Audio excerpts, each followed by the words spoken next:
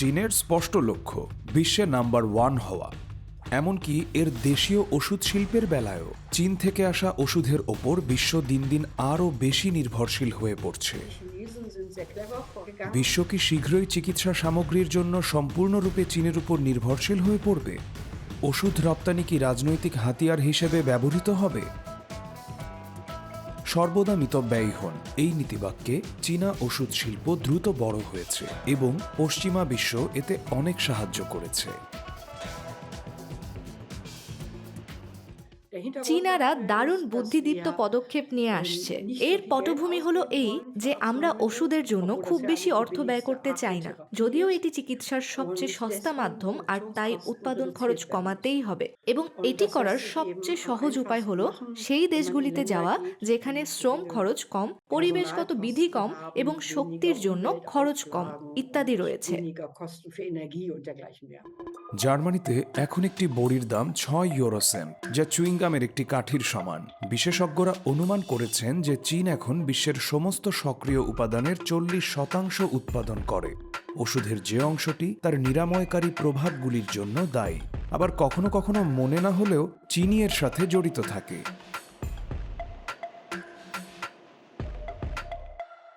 উদাহরণস্বরূপ, বিশ্বজুড়ে এই জায়গাগুলিতে জনপ্রিয় ব্যথানাশক আইবুপ্রোফেন উৎপাদিত হয়। মহামারী চলাকালীন এর সরবরাহ স্বল্প ছিল। এটি ভারতেও উৎপাদিত হয়েছিল, কিন্তু এই ভিন্নতা বিভ্রান্তিকর, কারণ ভারত তার প্রয়োজনীয় প্রায় সমস্ত সক্রিয় উপাদান চীন থেকেই আমদানি করে। অন্যদের তুলনায় চীনাদের একটি বিশেষ প্রতিযোগিতামূলক সুবিধা রয়েছে। তারা এখন ওষুধের জন্য বেশিরভাগ কাঁচামাল উৎপাদন করে এবং ইকোনমি অফ স্কেলের কারণে তারা খুব সস্তায় তা করে থাকে। মূল্যের ক্ষেত্রে তার সুবিধার সৌজন্যে চীন বিদেশি প্রতিযোগীদের চেপে ধরছে, যেমনটি অ্যান্টিবায়োটিক সেফালোস্পোরিনের ক্ষেত্রে ঘটেছে।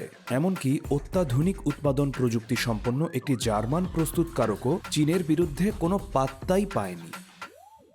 উল্লেখযোগ্যভাবে কয়েক বছর আগে পর্যন্ত আমরা হোকস্ট কোম্পানিতে সেফালোস্পোরিন উৎপাদন করতাম, কিন্তু সেটা আর হয় না।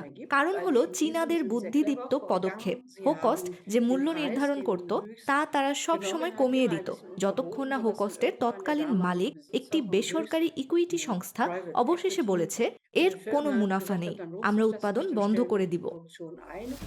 এর ফল কি হয়েছিল? আপনি যদি সেফালোস্পোরিন নিবিড়ভাবে পর্যবেক্ষণ করেন, এর একটি প্রধান বুনিয়াদী উপাদান রয়েছে অ্যামিনোসেফালিক উরোনোইক অ্যাসিড, যা একচেটিয়াভাবে চীনে উৎপাদিত হয়। তাই চীন যদি সিদ্ধান্ত নেয় যে তারা আর ইউরোপে এটি সরবরাহ করতে চায় না, যদি আমরা যুদ্ধে তাইওয়ানের পক্ষে থাকি, তাহলে সেফালোস্পোরিনের ক্ষেত্রে আমাদের হাত খালি রয়ে যাবে। অ্যান্টিবায়োটিক হলো জীবন রক্ষাকারী ওষুধ।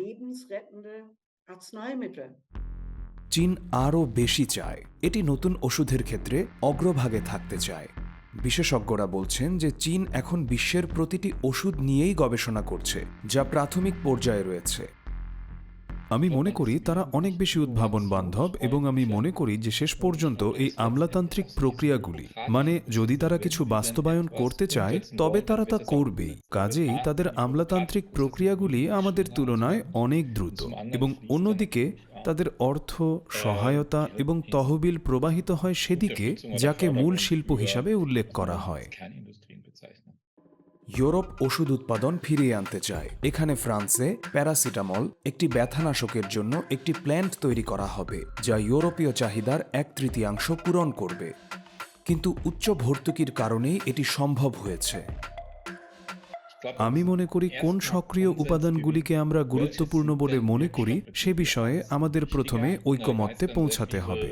প্রচুর তালিকা এবং বিভিন্ন সক্রিয় উপাদান চারপাশে ভেসে বেড়াচ্ছে। আমি মনে করি আমাদেরও সৎ হতে হবে এবং স্বীকার করতে হবে যে এটি আরও ব্যয়বহুল হবে এবং আমাদের এক্স পরিমাণ মূল্য পরিশোধে সম্মত হতে হবে।